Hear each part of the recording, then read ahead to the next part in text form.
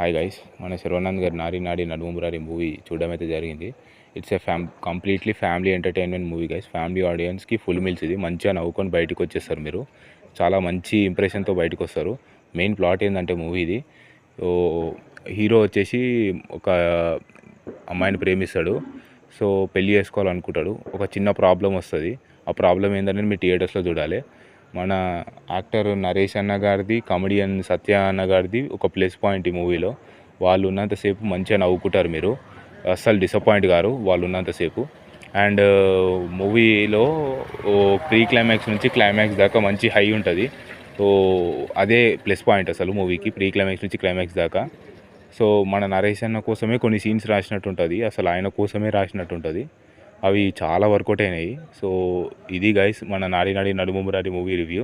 మీరు చూసింటే మీకు ఎలా అనిపించిందో కింద కామెంట్ చేయండి గైస్. Thanks for watching.